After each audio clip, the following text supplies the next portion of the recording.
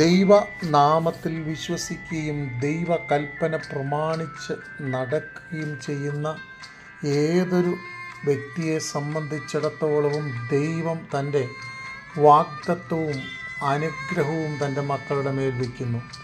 91 സങ്കീർത്തനം അതിൻ്റെ 14 വാക്യം, അവൻ എൻ്റെ നാമത്തെ അറിയിക്കാൽ ഞാൻ അവനെ ഉയർത്തും.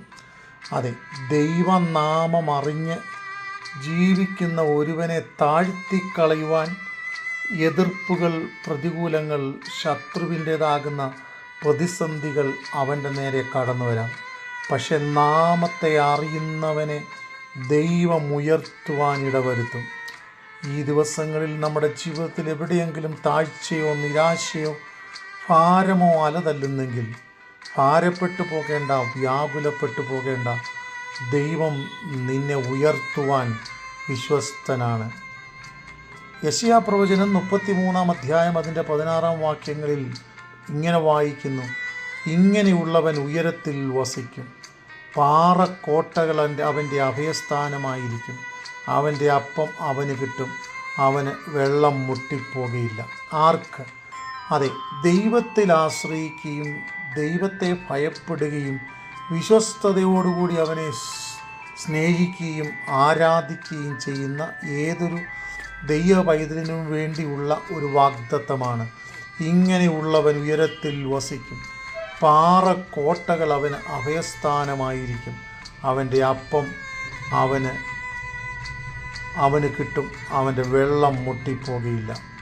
അതെ, ജീവിതത്തിൽ പ്രതികൂലങ്ങൾ വരാം, അത് സർവ്വസാധാരണമാണ്.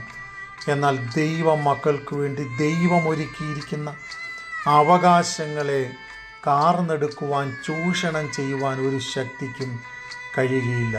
പിന്നെയും യെശയ്യാപ്രവചനം 58 അധ്യായം അതിൻ്റെ 14 വാക്യം, നീ യഹോവയിൽ പ്രമോദിക്കും, ഞാൻ നിന്നെ ദേശത്തിലെ ഉന്നതങ്ങളിൽ വാഹനമേറ്റി ഓടുമാറാക്കും, നിൻ്റെ പിതാവായ യാക്കോബിൻ്റെ അവകാശം കൊണ്ട് തന്നെ നീ പോഷിപ്പിക്കുകയും ചെയ്യും.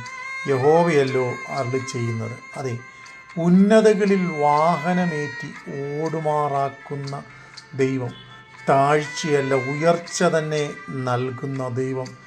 ദൈവത്തിൽ ആശ്രയിക്കുന്നവനെപ്പോഴും ആകാശമണ്ഡലത്തിലെ പ്രഭ പോലെ ശോഭിക്കും.